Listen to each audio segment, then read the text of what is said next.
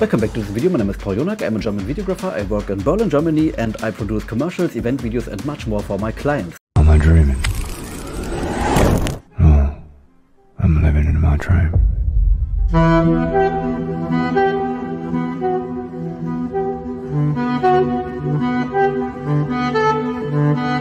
And sometimes I have very satisfied, very happy clients, but sometimes I have really unhappy clients, and I come to this later in this video. If you want to learn more about videography, if you want to see real-world stuff from a real-world videographer that earns actually his living with his cameras, then subscribe to my channel. I will go in this video about over my last couple of clients, what I learned. I learned some stuff. I recorded a podcast from a client. He was interviewing his client, and that was a real challenge, quite a bit of a hustle to get all the equipment there, to set up both cameras. I have like the S5 as my B camera. I have a full rig for it. That's like only my S5 with the 16-35, and I have like the full build S1H rig, but I can also build a rig around the Lumix S5 with V-mount and external monitor and everything. It is crucial for a video production company to have a camera that can record indefinitely for like over an hour. That was necessary for this project. And the take was like 1 hour 45 minutes or something, and the Lumix S5 can only record indefinitely in 8-bit, in like 4K 25 FPS in 8-bit, but that was for this project more than enough. When you know how to light a scene, when you know how to work with a camera, there was no vlog at all.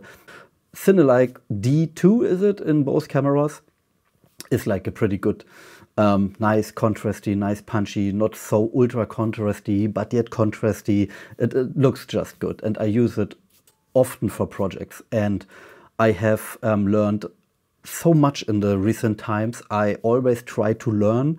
3 years a full-time videographer, and I still learn things. I would never say to myself that I am really I'm now the guy and I know everything. That's just not true. I learned that I know that sounds ultra stupid, but the camera is really not everything. Knowledge is everything. I was a month ago, like 3 weeks ago, I shot a client, and that was like the second time I was with this client. He has like an Aikido studio. I was almost 2 years ago in the same studio with the same camera, the Lumix S1H, with the same lens, the same monitor.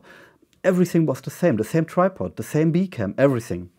But the videos now look so much better. That is because of knowledge. And a little bit about gear. When someone tells you about it's all about knowledge and not about gear, it is true, but it's not true. I come to that later. Compare these both videos. The first video is like from 2 years ago, you can imagine, and I shot it in like 4K, the best codec, in Vlog and everything. The next video is like 8-bit. That's like no color grading at all, no Vlog, only Cinelike Dynamic 2, and call it a day. That's amazing. And it is also 4K 50 FPS and no color grading at all. It looks way better. Why does it look way better? Because I know how to use light. That's like a thing. You can have an okay camera. You can use the Lumix S5 for very, very good productions, but you need the knowledge how to use light. Light is really everything. I know it's ultra annoying because we want to purchase nice new cameras and we want to have the nice beefiest cameras and the best lenses. I get it. I am also at this point. I want a new S1H Mark II. But light makes everything way better. I rented for this project an 800 watt light. That made my 300 watt light look like a little tiny candle or something. You need a strong light when you have light from outside. It was like a very bright room, and that's why I needed a very, very strong light. I knew this from my past job there from 2 years ago, and now it looks like way better. That's like crazy. Also, at this podcast, I learned that audio editing is very important.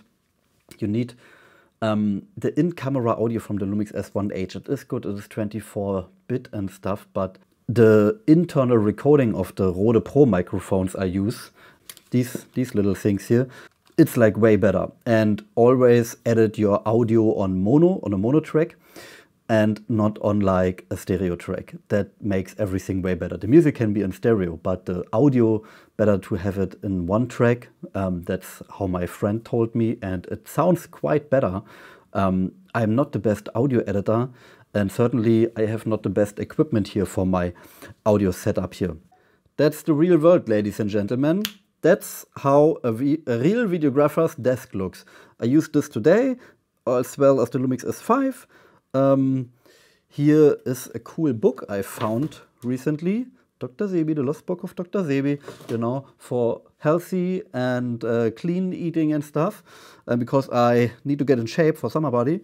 And yeah, that's my editing laptop, some SD cards, a little bit change here, and my monitor. And that's how it looks. And my audio setup was this Bose box over there, but that's really not the thing to edit audio on a music box or something, because it's made to sound good in terms of music and films, but not like audio editing. That's a complete different thing. That's exactly as with my monitor. I have a really good true 10-bit monitor from ISO, but you need also audio. That's like really important.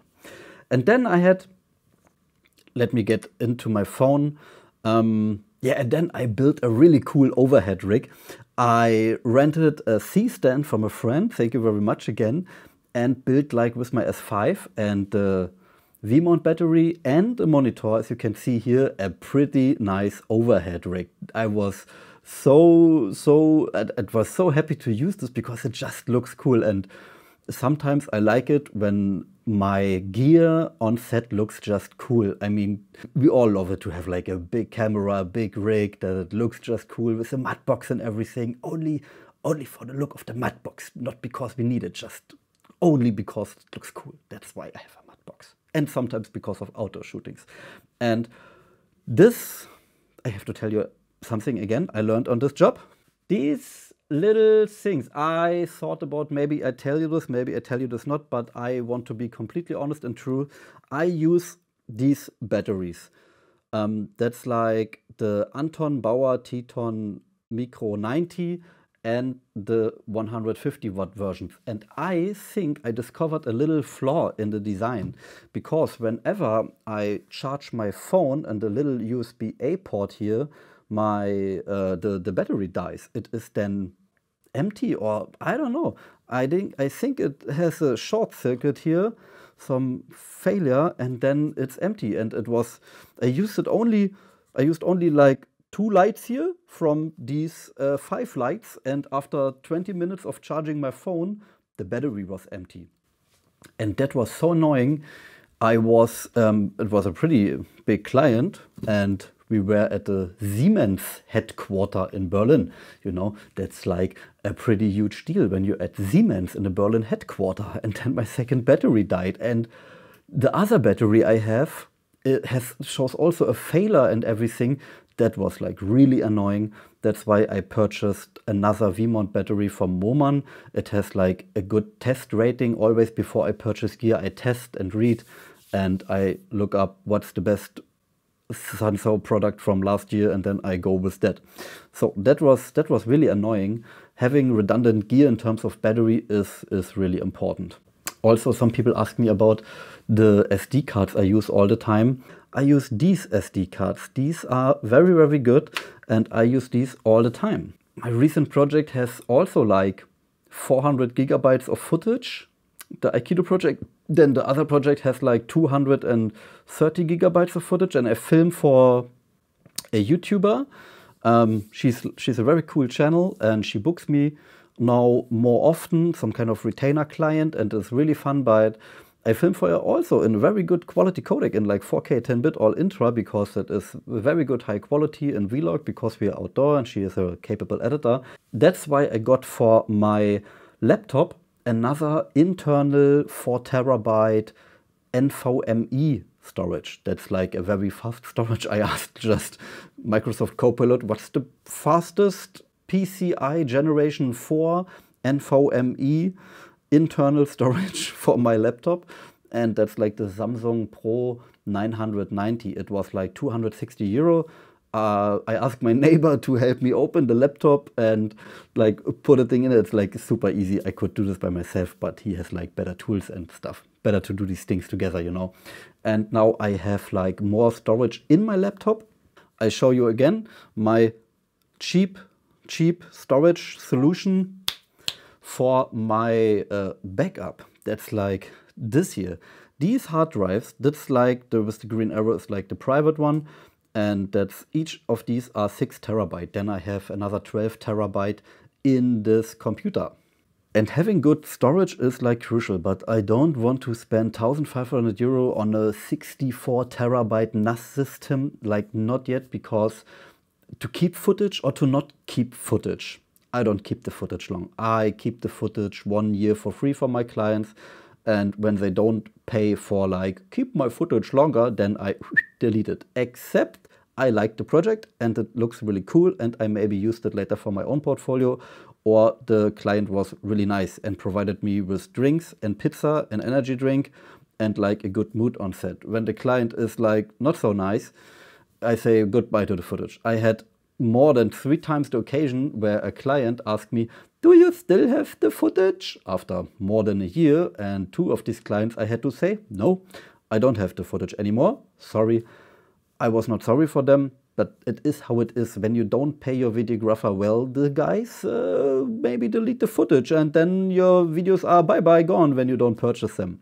With a good pre-planning, you can make a lot of stuff from these videos. I mean, I made with 1 shooting day with this Aikido client at least 5 testimonial videos. Then we can do at least 3 little commercial videos. I filmed, I know. I was like in a yogurt factory. Greetings to Jochen. He books me all the time. He's like a video producer and he books me all the time for some cool projects. And first cool thing was they gave us infinite amount of yogurts and cappuccino drinks and cold coffee drinks and everything we wanted. That was like pretty cool. We made there a recruitment video where people basically talk about their job and they want new yogurt factory employees. That was like really fun job description. We looking for people that can make us yogurt and work in our factory of yogurt. That was like really funny. I filmed there, as you can see here, some really cool footage because that was in a factory and it was like a backlit cinematic factory. I think that one of the most cinematic shots I made that was like really cool to make. I was so happy that we could film some cool stuff there. Offering 2 different variations of myself. You can basically split me and book me on this price package or this price package. What do I mean by that? Basically, you can book me with 2 packagings of gear. Because how do I say it?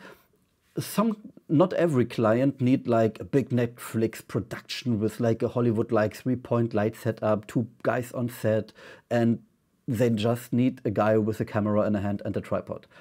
For these types of clients, I only go with a tripod, a camera and a backpack, and that's it. And then I have no light with me. I have maybe some extra lenses with me. Of course, audio equipment, because that's small, I can put it in my backpack, but I don't need a car. I can go there via train. I save some money, and that's like more affordable. That's like 250 euro for like this gear package I offer, still with a big camera, with a rig, S1H rig and everything. Not everybody needs like with a drone, a second camera rig. And for these people, I charge like 450, 500 euro for my gear. Say, okay, you want affordable videography, then well, you can book me for 3 hours, but every overtime is that like I look on the clock and you pay me this amount of money. I had more than 1, 2, 3 clients that said, okay, well, it only takes 2 or 3 hours, but then we shot like 5 hours or something, and then they were happily paid me the money because they thought, well, I thought that would be like only 2 hours, but as you had shown me, that's like more work as I thought. It's always more work than your client says. Splitting the quotes, the amount of work I can deliver in 2 separate parts is like pretty okay, because I can then also deliver good things for budget-friendly clients, but I can also produce like really high-class stuff for people that have budgets in mind that fits their needs and is like really, really good. And that's like a thing. Yeah, money-wise, it's going okay, I think.